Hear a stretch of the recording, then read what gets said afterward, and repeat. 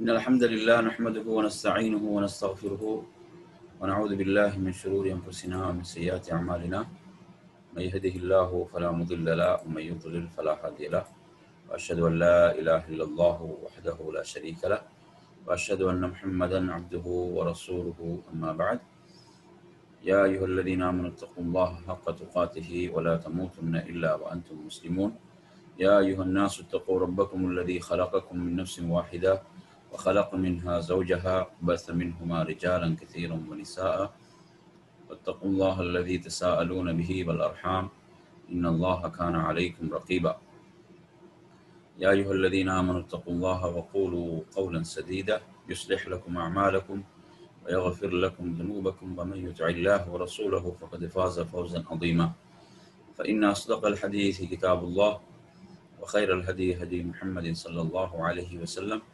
وشر الأمور محدثاتها وكل محدثة بدعة وكل بدعة ضلالة وكل ضلالة في النار. அன்பிற்குரிய நறுமை சகோதரர்களே, தாய்மார்களே, சகோதரிகளே, அஸ்ஸலாமு அலைக்கும் வரஹ்மத்துல்லாஹி வபரகாத்துஹு.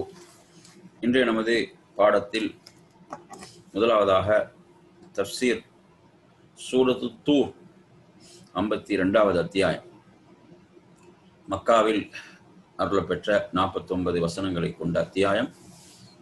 இந்த அத்தியாயத்தை நாம் ஏன் தேர்வு செய்தோம் என்றால், இந்த அத்தியாயம்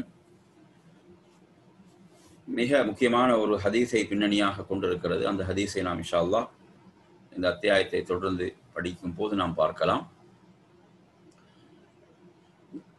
இந்த அத்தியாயம், இதை நாம் முதலில் இந்த அத்தியாயத்துடைய வசனங்களை நாம் ஓதுவோம். أعوذ بالله من الشيطان الرجيم بسم الله الرحمن الرحيم والطور وكتاب مسطور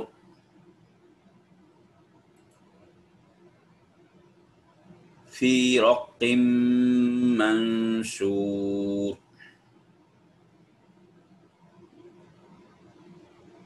والبيت المعمور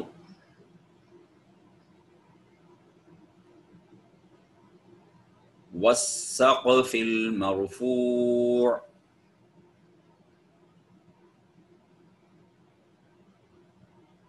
والبحر المسجور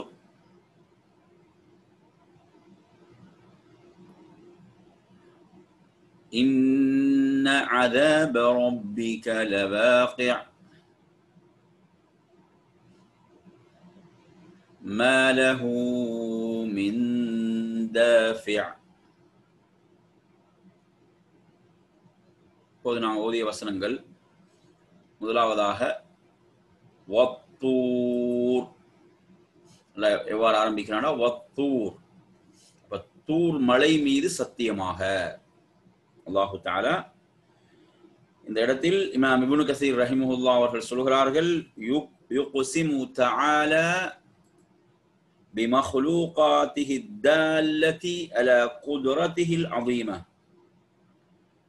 அதாவது அல்லாஹு தஆலா தனது படைப்பினங்களின் மீது, தான் படைத்த படைப்புகளின் மீது அவனது மகத்தான வல்லமையை வெளிப்படுத்தும் விதமாக அவன் சத்தியம் செய்கிறான். அவன் சத்தியம் செய்து என்ன சொல்கிறான்? அவனது தண்டனை என்பது நிகழ்ந்தே தீரும், அதை எவனாலும் தடுக்க முடியாது என்பதை அல்லாஹு தஆலா இதில் சொல்கிறான். அப்ப ஃபத்தூர் என்பது ஹுவல் ஜபலுல் லதி யகூனு ஃபீஹி அஸ்ஜார். அதாவது அல்லாஹு தஆலா மரங்கள் உள்ள ஒரு மலையின் மீது சத்தியம் செய்கிறான்.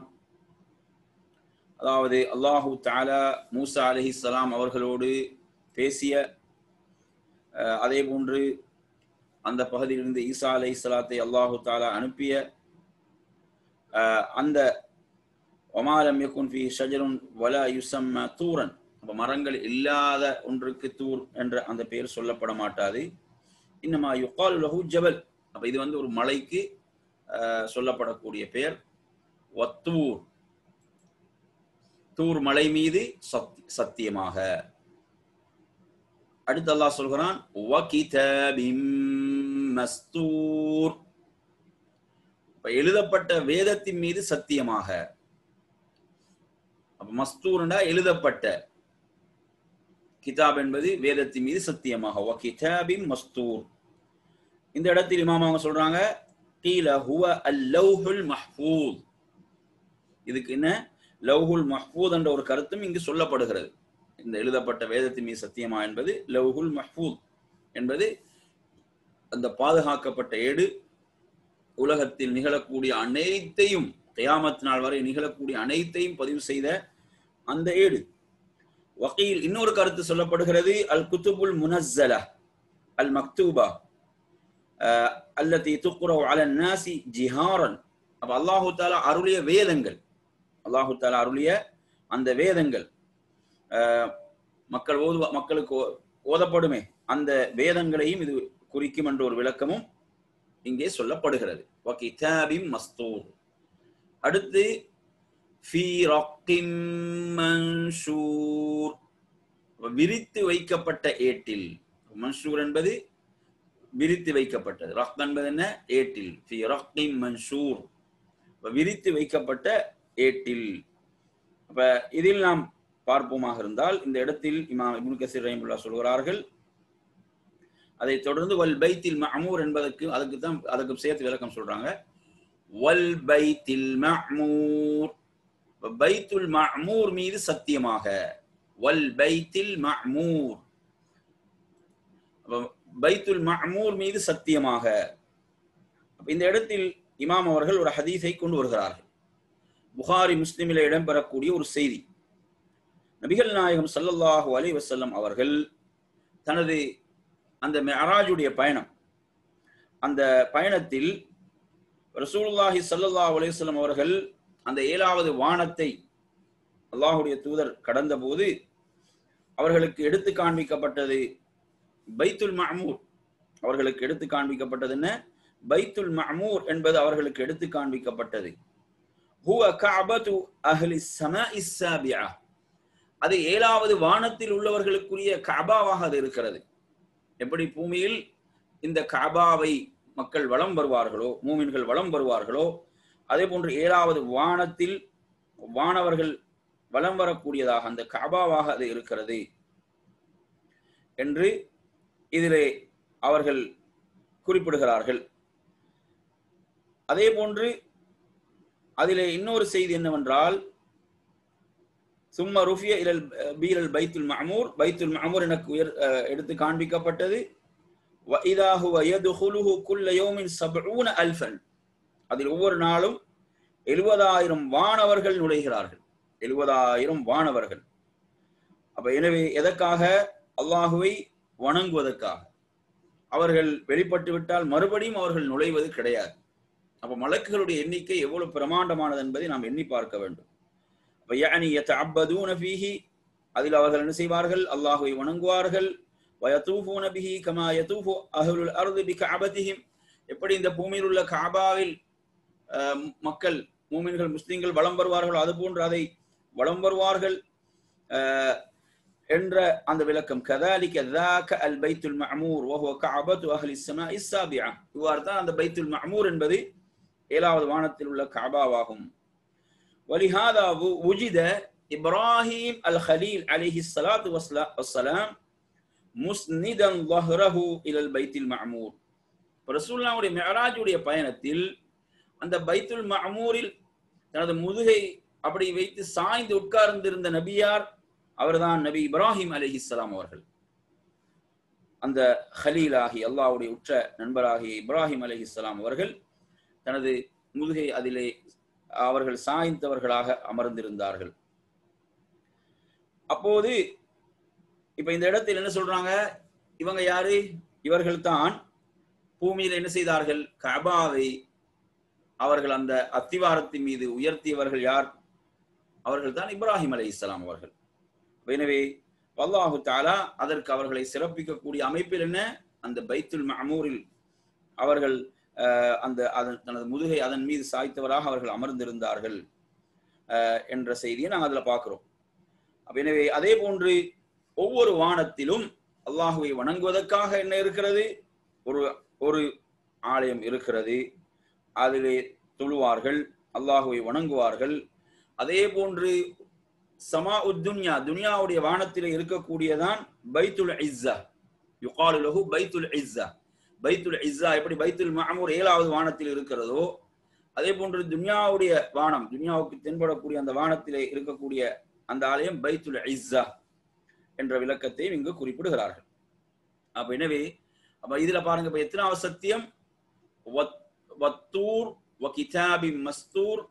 அந்த கிதாபு மஸ்தூர் என்பது ஃபி ரக்கிம் மன்ஷூர், விரித்து வைக்கப்பட்ட ஏட்டில். அடுத்து 3வது சத்தியம் வல் பைத்துல் மஅமூர், பைத்துல் மஅமூர் மீது சத்தியமாக.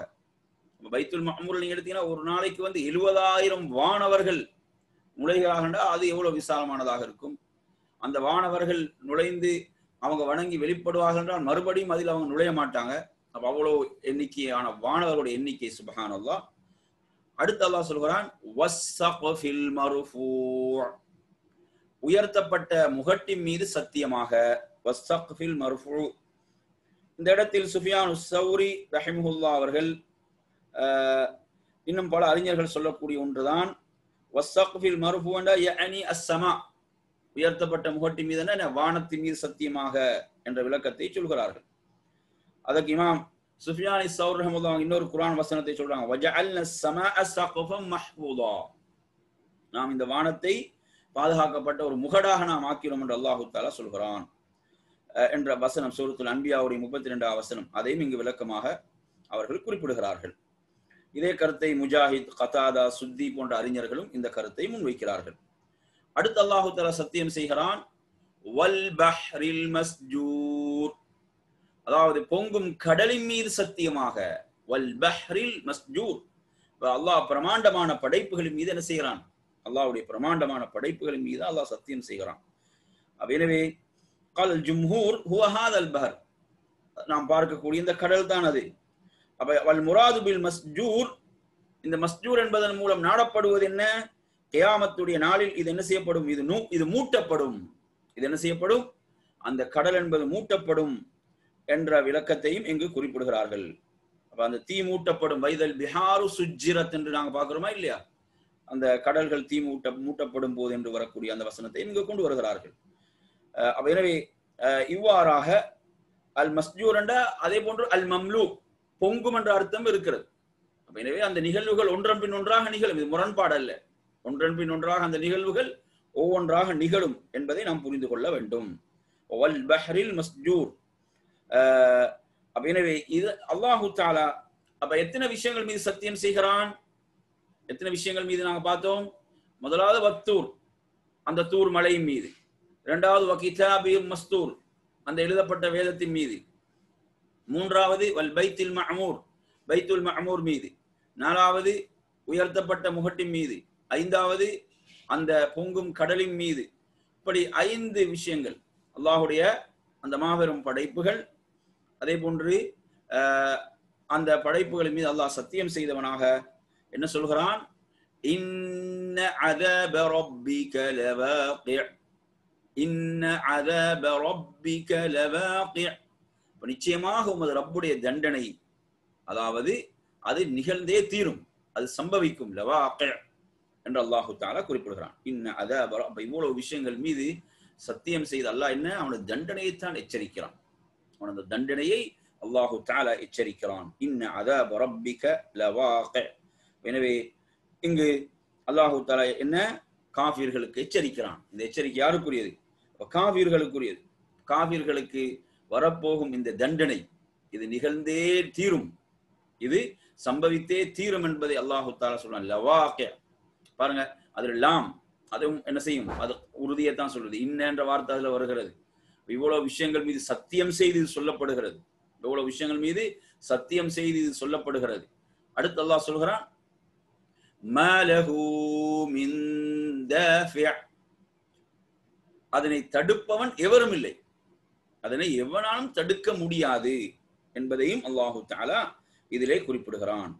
எனவே இங்கு இமாம் அவங்க சொல்றாங்க ஐ லைஸ லஹு தாஃபிஉன் யத்ஃபஉஹு அன்ஹும், அந்த தண்டனை அவர்களுக்கு வரும்போது அவர்களை விட்டு எவனாலும் அந்த தண்டனையை தடுக்க முடியாது.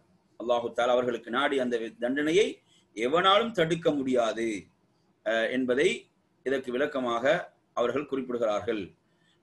எனவே இந்த இடத்தில் நாம் கவனிக்க வேண்டிய மற்றும் ஒரு விஷயம் என்னவென்றால், அதாவது ஒரு நாள் உமர் ரலியல்லாஹு அன்ஹு அவர்கள் என்ன செய்கிறார்கள், இரவில் மதீனாவிலே அவர்கள் பயணிக்கின்ற போது அந்த முஸ்லிம்களுடைய சில வீடுகளுக்கு அருகாமையால் அவர்கள் பயணிக்கிறார்கள்.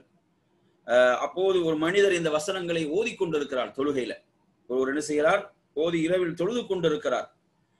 இன்ன அதாப ரப்பிக லவாகி' மா லஹு மின் தாஃபி' என்ற அந்த வசனம் வந்தபோது அவங்க சொல்றாங்க, அதாவது இந்த கஅபாவுடைய ரப்பின் மீது சத்தியமாக என்ன இது நிகழ்ந்தே தீரும் என்பதை அவர்கள் சொல்லியவர்களாக தனது அந்த வாகனத்தில் இருந்து இறங்கி என்ன செய்தார்கள், அவர்கள் அப்படியே ஒரு இடத்திலே சாய்ந்து விடுகிறார்கள்.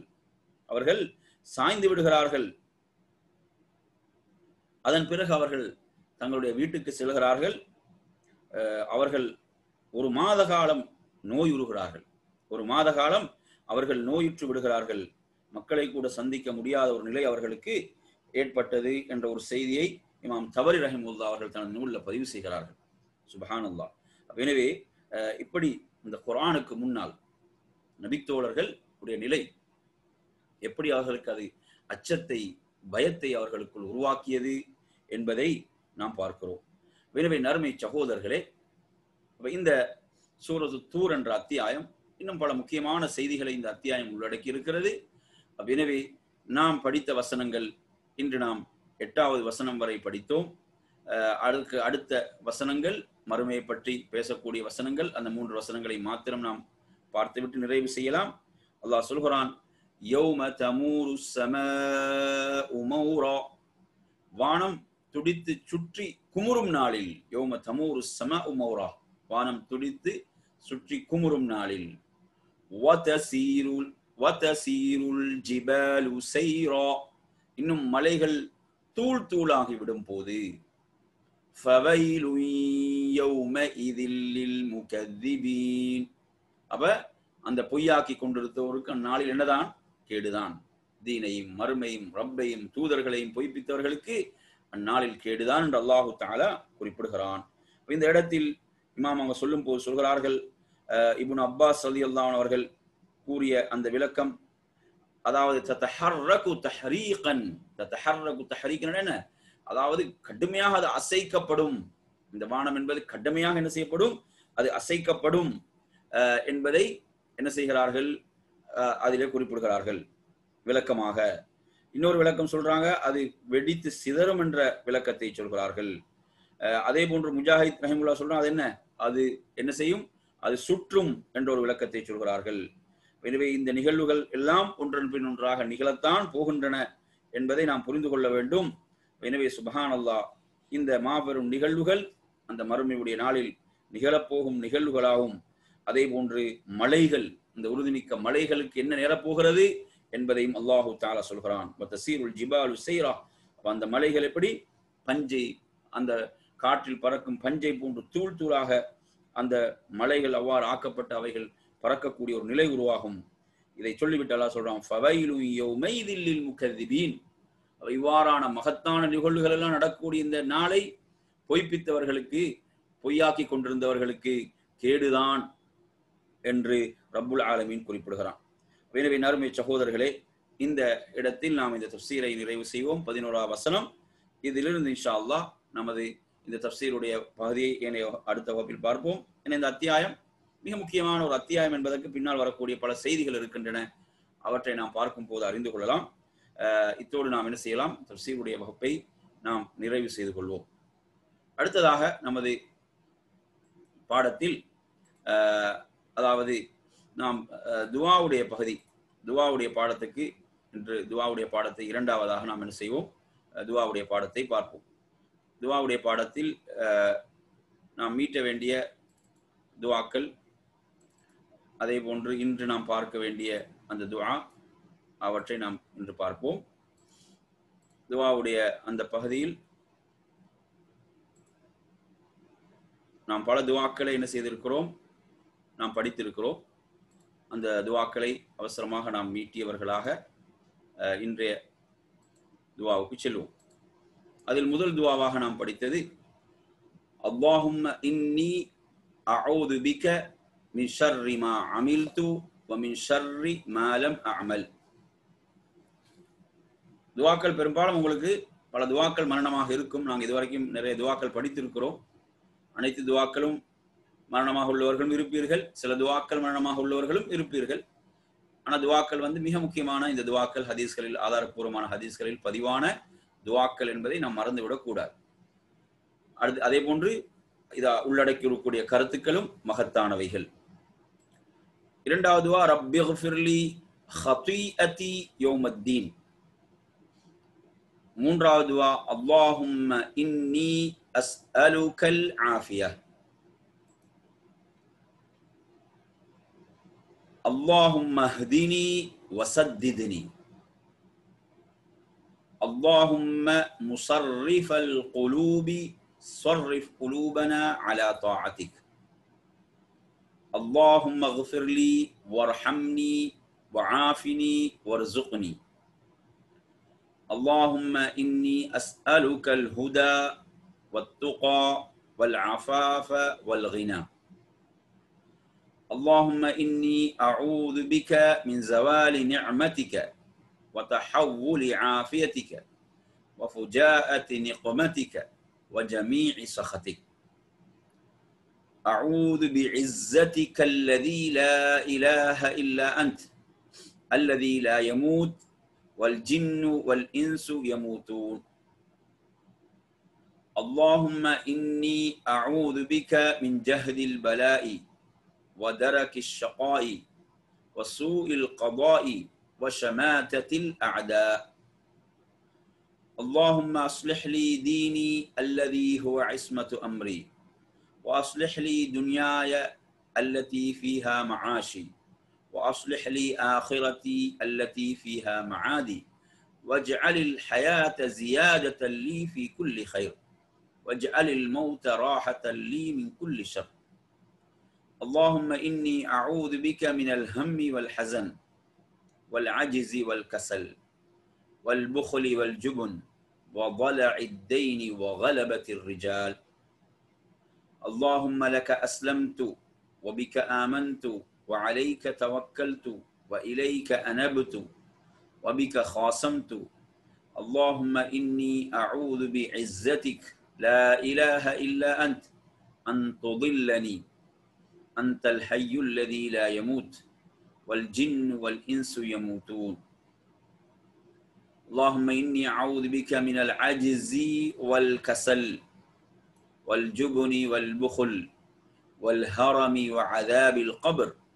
اللهم آت نفسي تقواها وزكها أنت خير من زكاها أنت وليها ومولاها. اللهم إني أعوذ بك من علم لا ينفع ومن قلب لا يخشع ومن نفس لا تشبع ومن دعوة لا يستجاب لها. اللهم اغفر لي خطيئتي وجهلي وإسرافي في أمري وما أنت أعلم به مني. اللهم اغفر لي هزلي وجدي وخطاياي وعمدي وكل ذلك عندي. يا مقلب القلوب ثبت قلبي على دينك. اللهم آتنا في الدنيا حسنة وفي الآخرة حسنة وقنا عذاب النار. ربنا آتنا في الدنيا حسنة وفي الآخرة حسنة وقنا عذاب النار. اللهم إني أسألك الفردوس أعلى الجنة. اللهم إني أعوذ بك من عذاب النار.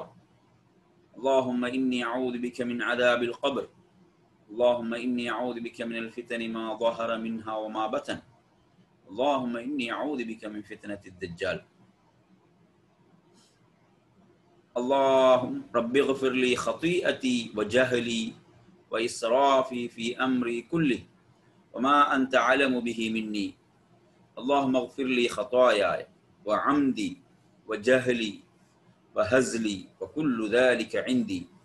اللهم اغفر لي ما قدمت وما أخرت وما أسررت وما أعلنت أنت المقدم وأنت المؤخر وأنت على كل شيء قدير.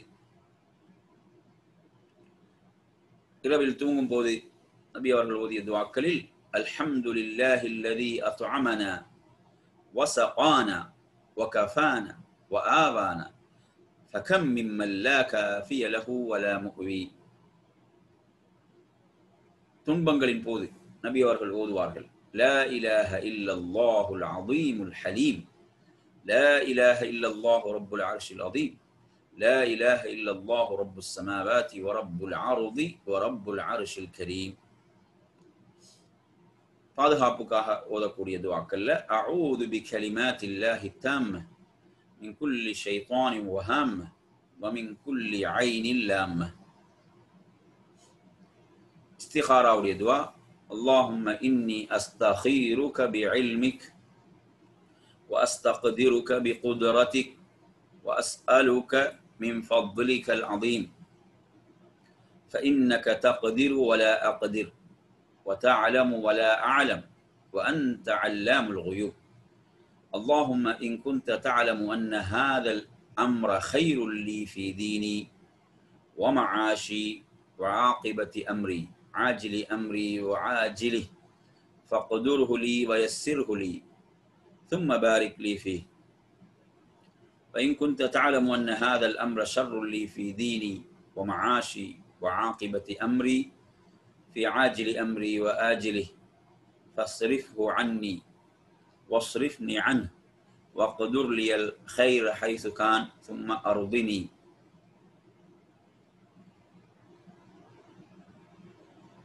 أذانك பிறகு ஓதக்கூடிய துஆ اللهم رب هذه الدعوة التامة والصلاة القائمة آت محمد الوسيلة والفضيلة وابعثه مقاما محمودا الذي وعدته. ஒரு நோயாளியை நாம் நோய் விசாரிக்க சென்றால் இவ்வாறு நாம் ஓதலாம். அவருக்கு ஓதி பார்க்கக்கூடிய அமைப்பிலும் இதை ஓதிக்கொள்ளலாம். اللهم رب الناس أذهب البأس اشفه وأنت الشافي لا شفاء إلا شفاؤك شفاء لا يغادر سقما.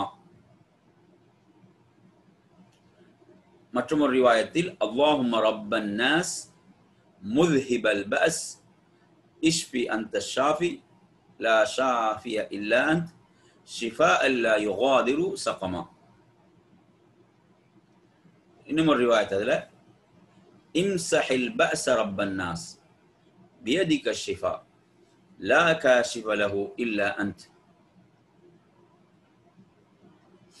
அடுத்ததாக வலி உள்ள இடத்தில் நாம் கையை வைத்து ஓதக்கூடிய துஆ பிஸ்மில்லாஹ் 3 தடவை, அஊது பில்லாஹி வ குத்ரத்திஹி மின் ஷர்ரி மா அஜிது வ உஹாதிரு என்பது 7 தடவைகள்.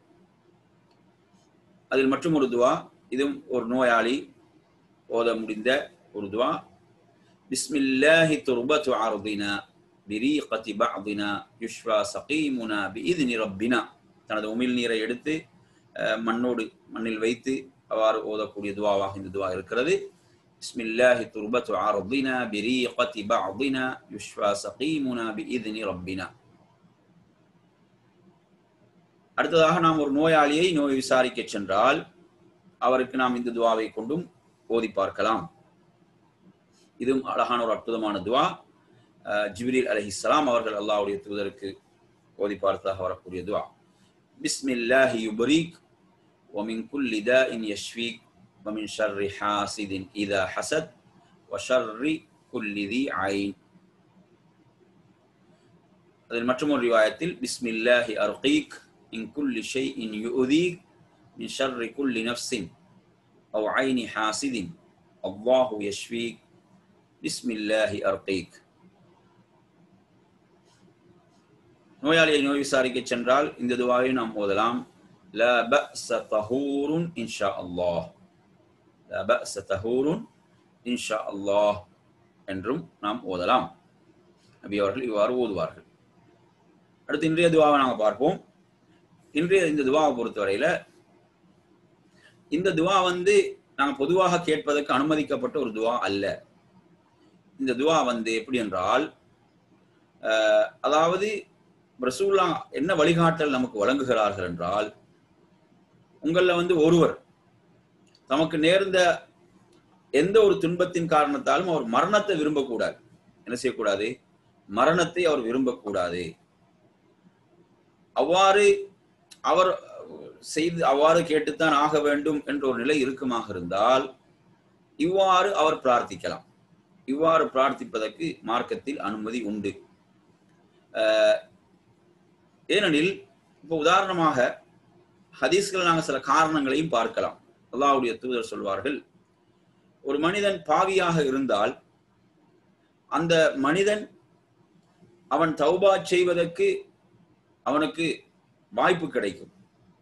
அவன் மரணத்தை பிரார்த்தித்தால் அவனுக்கு அந்த வாய்ப்பு இல்லாமல் போகலாம். ஒரு பாவியாக இருக்கும் போது அவனுக்கு தௌபா செய்வதற்கான வாயில் திறக்கப்பட்டு அவன் தௌபா செய்து நல்ல மனிதனாக அவன் தன்னை மாற்றிக்கொள்ளலாம். அதே போன்று ஒரு நல்ல மனிதராக இருந்தால் அவருக்கு இன்னும் இன்னும் நன்மைகள் செய்வதற்கு என்ன செய்யும்? அவருக்கு வாய்ப்பாக அது அமையும். எனவே அந்த அடிப்படையில்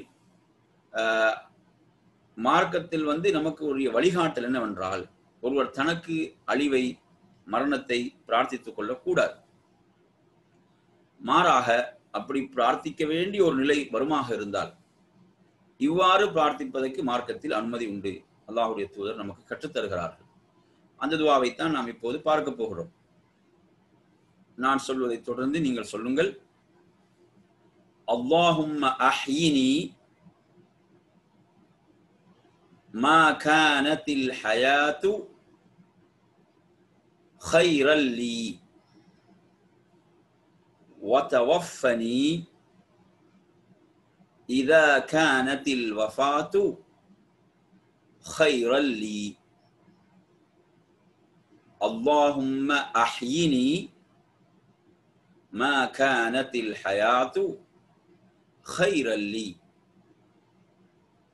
وتوفني إذا كانت الوفاة خيرا لي. اللهم أحيني ما كانت الحياة خيرا لي وتوفني إذا كانت الوفاة خيرا لي. فباقام சொல்லுங்க. اللهم أحيني ما كانت الحياة خيرا لي وتوفني إذا كانت الوفاة خيرا لي. اللهم أحيني ما كانت الحياة خيرا لي وتوفني إذا كانت الوفاة خيرا لي. اللهم أحيني ما كانت الحياة خيرا لي وتوفني إذا كانت الوفاة خيرا لي. எனவே இதில் அல்லாஹும்ம நாயனே யா அல்லாஹ், அஹ்யினி என்னை உயிர் வாழச் செய்வாயாக, மா கானத்தில் ஹயாத்து கைரன் லி அதாவது வாழ்வு எனக்கு ஹைராக இருக்குமாக இருந்தால், நான் உயிர் வாழ்வது எனக்கு நன்மையாக இருப்பின், ஹைராக இருப்பின், நலவாக இருப்பின், என்னை உயிர் வாழச் செய்வாயாக. அல்லாஹும்ம அஹ்யினி மா கானத்தில் ஹயாத்து கைரன் லி. எனவே நாம் அவசரப்பட்டு முடிவெடுத்து விடக்கூடாது. நமக்கு வரக்கூடிய சோதனைகள் கஷ்டங்களில் நாம் வாழ்க்கை மீது நம்பிக்கை இழந்து அப்படி மோசமான முடிவுகளுக்கு செல்வதற்கு மார்க்கம் நமக்கு அனுமதிக்கவில்லை. ஏனென்றால் அல்லாஹ் தான் அனைத்தையும் அறிந்தவனாக இருக்கிறான், யாவற்றையும் அறிந்தவனாக இருக்கிறான். மனிதன் அவசரக்காரனாக இருக்கிறான். எனவே எவ்வாறு தான் கேட்க வேண்டும்? அதாவது நான் உயிர் வாழ்வது எனக்கு நன்மையாக இருப்பின், அதை அல்லாஹ் தான் அறிந்தவன், அல்லாஹ் அறிவான். என்னை உயிர் வாழச் செய்வாயாக. நாம் அந்த முடிவும் தீர்ப்பும் யாரிடம்? ரப்பிடம், அவனிடம் ஒப்படைக்கிறோம். யா அல்லாஹ், உனக்குத்தான் தெரியும் நான் உயிர் வாழ்வது ஹைர் சிறப்பாக இருந்தால் என்னை உயிர் வாழச் செய்வாயாக. எனவே என்ன, இந்த துஆவுல வந்து பேண வேண்டிய ஒழுக்கம், ஒருவர் என்ன செய்யக்கூடாது? ஒரு வரம்பு மீறி ஒரு போக்கை ஒரு துஆவில் கையாளக்கூடாது. துஆவில் என்ன செய்யக்கூடாது? அல்லாஹுடைய இல்மை விட எனது இல்ம் கூடுதலானது என்ற மாதிரி ஒரு வரம்பு மீறி ஒரு போக்கு வந்து விடக்கூடாது. மாறாக அந்த ரப்புல் ஆலமீன் தான் அறிந்தவனாக இருக்கிறான். எனக்கு என்ன ஹைர் நன்மை என்பதை அவன் தான் மிக அறிந்தவன். எனக்கு எது ஹைர் என்பதை மிக அறிந்தவன் அல்லாஹ். எனவே நாம் அந்த ரப்பிடம் அதை ஒப்படைத்து விட வேண்டும். அதை ஒப்படைக்கக்கூடிய அமைப்பில் நமது துவாக்களை நாம் அமைத்துக் கொள்ள வேண்டும். எனவே அந்த அடிப்படையில் தான் நாங்கள் நிறைய துவாக்களை பார்க்கிறோம். நாம் பார்க்கிறோம். அந்த துவாக்களில் எல்லாம் அல்லாஹ் அந்த ரப்புல் ஆலமீன் அவனுக்குத்தான் அதை பற்றிய இல்ம் இருக்கிறது. ரப்பனா ஆத்தினா ஃபித் துன்யா ஹஸனா வ ஃபில் ஆখিরাতি ஹஸனா என்பதும் நாங்கள் ஈருலக வாழ்வின் நலவை கேட்கிறோம். அந்த நலவை எல்லாம் அறிந்தவன் யார்? ரப்புல் ஆலமீன் அல்லாஹ். எனவே நாம் இவைகள் தான் நலவுகள் என்று நாங்கள் முடிவு செய்வதல்ல. அந்த ரப்புல் ஆலமீன் அவன் தான் அதை அறிந்தவனாக இருக்கிறான். எனவே இந்த துஆவில் நாம் பார்க்கிறோம், இறைவா நான் உயிர் வாழ்வது எனக்கு நன்மையாக இருப்பின் என்னை உயிர் வாழச் செய்வாயாக. வதவஃபனி இதா கானத்தில் வஃபாத்து கைரல் லீ. அதாவது நான் மரணிப்பது எனக்கு சிறந்ததாக இருப்பின், நான் மரணிப்பதுதான் எனக்கு நன்மையாக இருப்பின் என்னை மரணிக்க செய்வாயாக. அதை அறிந்தவன் யாரு? அல்லாஹ் ரப்புல் ஆலமீன். அல்லாஹ் தான் அதை அறிந்தவனாக இருக்கிறான். அப்ப எனவே வதவஃபனி இதா கானத்தில் வஃபாத்து கைரல் லீ. அப்ப நான் மரணிப்பது எனக்கு நன்மையாக இருப்பின் என்னை மரணிக்க செய்வாயாக. இந்த ஹதீஸ் அனஸ் இப்னு மாலிக் ரலியல்லாஹு அன்ஹு அறிவிக்கக்கூடிய செய்தி. புகாரியில் 5671வது செய்தியாக இந்த செய்தி இடம்பெறுவதை நாம் பார்க்கிறோம். அதே போன்று இதே பொருளை தரக்கூடிய ஒரு துஆவை நாங்கள் பார்க்கலாம். அத்தஹியாத்துடைய அந்த கடைசியில் சலாம் கொடுப்பதற்கு முன்னால் ஓதக்கூடிய துஆக்கள் நீங்க எடுத்தாலும் அதிலும் ஒரு துஆ இவ்வாறு வருகிறது. அல்லாஹும்ம பி இல்மிகல் கைப் வ குத்ரதிக அலல் ஹல்க் அஹ்யினி மா அலிம்தல் ஹயாத கைரன் லீ வதவஃபனி இதா அலிம்தல் வஃபாத கைரன் லீ. அதில் எப்படி வரும்? அதாவது அஹ்யினி இதா அலிம்தல் ஹயாத கைரன் லீ. அதுல எப்படி வரலண்டா, இந்த மாதிரி நெருக்கடியான நேரத்தில் இந்த துஆ பொதுவா கேட்கல. அப்படிதானே ரசூலுல்லாஹ் எப்படி சொல்றாங்க? மௌத்த ஒருத்தர் விரும்பக்கூடாது. அப்படி அவருக்கு கேட்க வேண்டிய ஒரு நிர்பந்தம், ஒரு சூழல் வருமாக இருந்தால் இப்படித்தான் பிரார்த்திக்க வேண்டும் என்றுதான் இந்த துஆ நமக்கு சொல்லித் தரப்படுது. இந்த துஆ பொதுவாக நாங்க கேட்கக்கூடிய அமைப்பில் நமக்கு சொல்லித் தரப்படல. ஆனா அந்த துஆவை நீங்க எடுத்தீங்கன்னா அது அத்தஹியாத்துடைய கடைசியில் கேட்கக்கூடிய துஆவாக வருகிறது. அது ஒருவர் என்ன செய்யலாம்? தொழுகையில் சலாம் கொடுப்பதற்கு முன்னால் அந்த துஆவை ஓதலாம். அது எப்படி வருகிறது? அல்லாஹும்ம பி இல்மிகல் கைப் வ குத்ரதிக அலல் ஹல்க் அஹ்யினி இதா அலிம்தல் ஹயாத கைரன் லீ. அதாவது நான் உயிர் வாழ்வது எனக்கு ஹைராக இருப்பதை நீ அறிவாயாக இருந்தால் என்னை உயிர் வாழ வைப்பாயாக. வதவஃபனி இதா அலிம்தல் வஃபாத கைரன் லீ. நான் மரணிப்பதுதான் எனக்கு சிறந்தது என்று நீ அறிவாயாக இருந்தால் என்னை மரணிக்க செய்வாயாக என்ற அமைப்பில் அந்த வார்த்தைகள் இடம்பெறுவதை நீங்க பார்க்கலாம். அது பொதுவாக வரக்கூடிய ஒரு துஆ. எனவே இந்த துஆவை பொறுத்தவரையில நமக்கு மார்க்கும் ஒரு அழகான வழிகாட்டல் நமக்கு சொல்லித்தருது. இந்த வாழ்க்கை என்பது அல்லாஹ் நமக்கு தந்த ஒரு பெருமதியான ஒரே ஒரு சந்தர்ப்பம் தான். இந்த சந்தர்ப்பத்தை ஒருத்தன் தவற விட்டாண்டா மறுபடியும் அவனுக்கு இன்னொரு வாய்ப்பு கிடையாது. இந்த ஒரு வாய்ப்பு, இந்த வாய்ப்பினூடாகத்தான் அவன் தனது மறுமையை தயார்படுத்திக் கொள்ள வேண்டும். எனவே இதை அவன் என்ன செய்யக்கூடாது? ஒரு பெருமதியற்றதாக இதை ஆக்கிவிடக் கூடாது. அப்ப அல்லாஹ் எனக்கு தந்த இந்த சந்தர்ப்பத்தினூடாக நான் எவ்வளவு நன்மைகளை செய்து நாளை மறுமைக்குரிய அந்தஸ்துக்களை, அந்த இறை நெருக்கத்தை பெற முடியுமோ அவ்வாறு நான் செய்வதற்கு அல்லாஹ் எனக்கு தந்த அவகாசம் இது, சந்தர்ப்பம் இது என்பதை ஒவ்வொருவரும் இதனுடைய பெருமதியை விளங்கி செயல்பட வேண்டும். ஏனென்றால் அங்கு போய் கை சேதப்படுவான். எனக்கு இன்னும் ஒரு சுப்ஹான் அல்லாஹ் சொல்வதற்கு வாய்ப்பு கிடைத்திருந்தால், எனக்கு இன்னும் ஒரு அல்ஹம்துலில்லாஹ் சொல்வதற்கு வாய்ப்பு கிடைத்திருந்தால், எனக்கு இன்னும் 2 ரக்காத்துகள் தொழுவதற்கு வாய்ப்பு கிடைத்திருந்தால் என்று அங்கு கவலைப்பட போகிறான். ஆனால் உலகத்தில் அதற்கான வாய்ப்புகள் நிறையவே அவனுக்கு இருந்தன.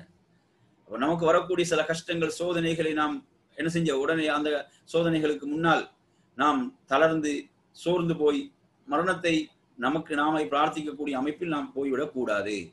அதற்கு மாற்றமாக மார்க்கம் நமக்கு அழகான ஒரு வழிகாட்டலை நமக்கு மார்க்கம் தருகிறது என்பதை நாம் இந்த செய்தியினூடாக நாம் பார்க்கிறோம். எனவே அருமையான சகோதரர்களே, இத்தோடு நாங்கள் என்ன செய்யலாம்? இந்த துஆவுடைய பகுதியை நாங்கள் நிறைவு செய்து கொண்டு, இது தொடர்பாக நீங்க பார்ப்பதாக இருந்தாலும், அதாவது இப்ப சில சில சில சந்தர்ப்பங்கள் இருக்கின்றன. இப்ப சில விஷயங்கள் நீங்க எடுத்து பார்க்கலாம்.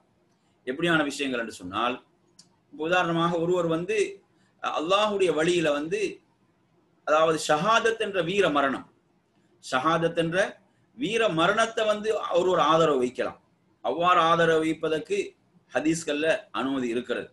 உதாரணமா நீங்க எடுத்து பாத்தீங்கன்னா, அதாவது உமர் ரலியல்லாஹுடைய துஆவை எப்படி இருந்தது என்றால், உமர் ரலியல்லாஹு எப்படி துஆ செய்வாங்கண்டா, அதாவது அல்லாஹும்ம அர்சுக்னி ஷஹாதத்தன் ஃபீ சபீலிக் வஜ்அல் மௌதி ஃபீ பலதி ரசூலிக் என்று கேட்பாங்க.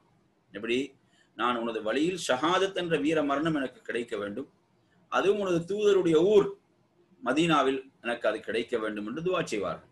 ஷஹாதத் என்ன செய்யலாம், ஒருவர் பிரார்த்திக்கலாம், ஒருவர் அந்த வீர மரணத்தை என்ன செய்யலாம், ஒருவர் பிரார்த்திக்கலாம் என்பதற்கு இந்த செய்தி சான்றாக இருக்கிறது.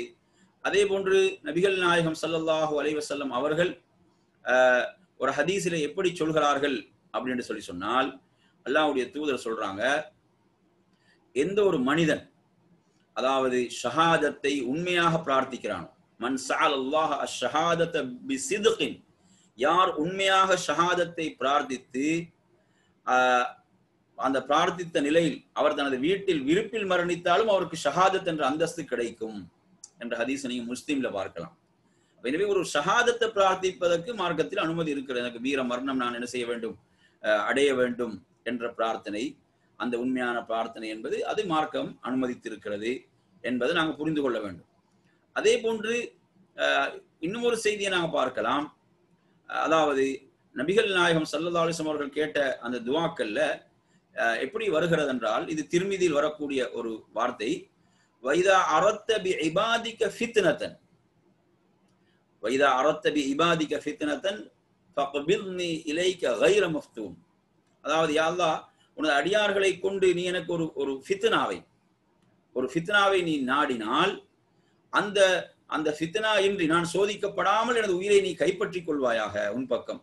என்ன, ஒரு பெரும் ஒரு ஃபித்னா தீன்ல மார்க்கத்துல ஒரு ஃபித்னா ஏற்பட்டு நான் மார்க்கத்தை விட்டு தூரமாக கூடிய ஒரு சூழல் வருமாக இருந்தால், அப்படியான ஒரு நிலை வருமாக இருந்தால், அந்த அப்படியான சோதனைக்கு நான் ஆளாக்கப்பட்டு விடாமல் எனது உயிரை நீ கைப்பற்றிக் கொள்வாயாக என்று நபி அவங்க அப்படி பிரார்த்திக்கக்கூடியவங்களா இருந்தான். எனவே ஒரு தீன்ல ஏதாவது நான் ஒரு ஃபித்னா நான் வழிகட்டு விடுவேணும் என்று பயப்படுகின்ற நேரத்தில் அந்த அந்த ஃபித்னாவிலும் தன்னை காத்துக் கொள்வதற்காக இவ்வாறு பிரார்த்திக்கலாம் என்ற ஒரு வழிகாட்டலும் ஹதீஸில் இருப்பதை பார்க்கிறோம். ரசூலுல்லாஹி ஸல்லல்லாஹு அலைஹி வஸல்லம் அவர்கள் இப்படி பொதுவான ஒரு செய்தியும் சொல்றாங்க. எப்படி சொல்றாங்கடா, அதாவது ஆதமுடைய மகன் 2 விடயங்களை வெறுக்கிறான், 2 விடயங்களை வெறுக்கிறான். அதில் முதலாவது என்ன, மௌத், மரணத்தை வெறுக்கிறான். ஆனா வல் மௌத்து கைருல் லில் முஃமினி மினல் ஃபித்னா, ரசூலுல்லாஹ் எப்படி சொல்றாங்க, மரணம் என்பது மூமினுக்கு ஃபித்னாவை விட சிறந்தது. ஃபித்னா என்று சொன்னா அவன் தீன்ல சோதிக்கப்படுவது, அவன் தீன்ல வரக்கூடிய சோதனைகள், அந்த சோதனைகளின் காரணத்தில் அவன் தீனை விட்டு தூரமாகிறான். அப்படியான நிலை, அப்படியான ஒரு நிலை உருவாகுவதை விட அவனுக்கு மௌத் என்பது சிறந்தது என்றான். பாத்தீங்களா? அப்ப ஒரு மனிதன் என்ன செய்ய, அவனுடைய தீன்ல அவனுக்கு எந்த சோதனையும் ஏற்பட்டு அவன் தீனை விட்டு தூரமாகக்கூடிய ஒரு நிலை வந்துவிடக்கூடாது, அல்லாஹ் பாதுகாக்க வேண்டும். அடுத்து 2வது ரசூலுல்லாஹ் என்ன சொல்றாங்க, ஒரு மனிதன் தனது செல்வம் குறைவதை வெறுக்கிறான், தனது செல்வம் குறைவதை வெறுக்கிறான். ஆனால் செல்வம் குறைவது என்பது நாளை மறுமையில் விசாரணை அங்கு குறைவாகத்தான் இருக்கும். யாருக்கு செல்வம் குறைவாக இருக்கிறதோ அவர்களுக்கு நாளை மறுமையில் விசாரணை என்பதும் குறைவாக இருக்கும். அப்ப இந்த ஹதீஸ்ல எடுத்தீங்கன்னா மௌத் என்பது ரசூலுல்லாஹ் ஒரு மூமினை பொறுத்தவரை ஃபித்னாவை விட மௌத் என்பது சிறந்தது என்ற அடிப்படையிலும் என்ன செய்யறாங்க, அல்லாஹ்வுடைய தூதர் குறிப்பிடுவார். அப்ப இப்படி அதாவது தீன்ல ஏதாவது ஃபித்னாக்கள் என்ற ஒன்று பயம், ஒரு அச்சம் வருகின்ற சந்தர்ப்பங்கள்ல என்ன செய்யலாம், ஒருவர் இவ்வாறு பிரார்த்திப்பதற்கு மார்க்கத்தில் வழிகாட்டல் இருக்கிறது என்ற செய்திகளை நாம் என்ன செய்யலாம், விளங்கிக் கொள்ளலாம். எனவே நறுமை சகோதரர்களே, இன்றைய வகுப்பை இந்த விளக்கங்களோடு நாம் என்ன செய்யலாம், நிறைவு செய்து கொள்வோம். அல்லாஹ் உங்கள் அனைவர்களுக்கும் அருள் செய்ய போதுமானவர்.